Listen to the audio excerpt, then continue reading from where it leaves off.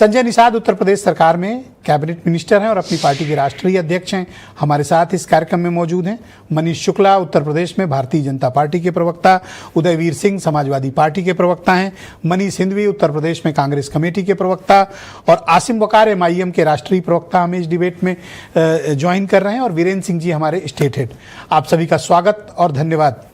संजय निषाद जी, कार्यक्रम की शुरुआत मैं आपसे करना चाहता हूं और मेरा पहला प्रश्न है आपसे, इन 24 घंटे में आपकी सरकार ने क्या हासिल किया?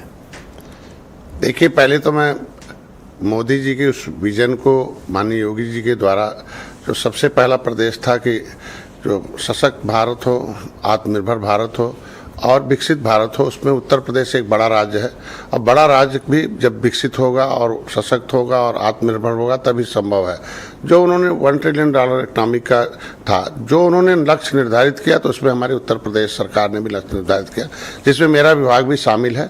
और जिसमें हम अपने तरफ से हमारे विभाग का जो ग्रोथ रेट है वो 27% है और हमने उसमें अचीवमेंट किया है कि उत्तर प्रदेश जो है मत्स्य उत्पादन में पूरे देश में प्रथम स्थान का हमें खिताब मिला। और इससे पहले भी होता था और ज़्यादातर पहले 80% मछली दूसरे प्रदेश से आती थी।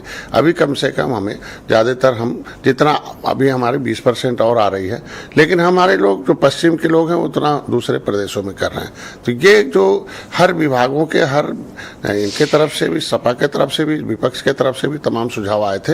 उत्तर प्रदेश बेहतर प्रदेश कैसे बने, आगे कैसे काम हो, और उस पर विजन सबके लिए गए हैं और उस पर अब जनता में जाएगा। सिर्फ चर्चा ही करेंगे या काम भी करके दिखाएंगे? अभी जो काम हुआ आखिर जब तक इम्प्लीमेंट कैसे करेंगे, इसका रोड मैप भी तो दीजिए। देखिए, कहते हैं प्लानिंग बिफोर प्रोग्राम। अगर हम कोई प्रोग्राम रखें तो उससे पहले प्लानिंग करेंगे तो क्या होनी, सोच पर निर्भर करता है ना।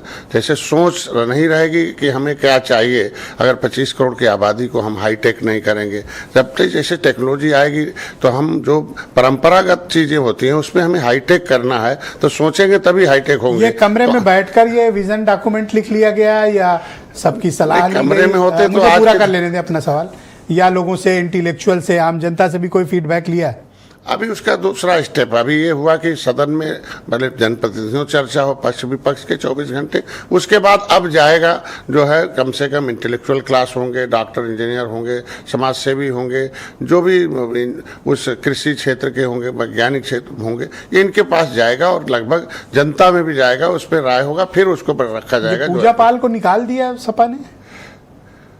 अब इसका तो चूंकि कोई अब पूजा पाल के उस बयान से लगता है इनको हुआ कि जो जिसके पति के साथ जो घटनाएं हुई हैं और घटना में उनके पति के जो एलिगेटेड लोग थे उनको जो है जो भी सजा। अच्छा, अखिलेश यादव ने आरोप लगाया है कि जिन्होंने फूलन देवी की हत्या की, जिन लोगों ने, संजय निषाद उनके साथ खड़े हैं।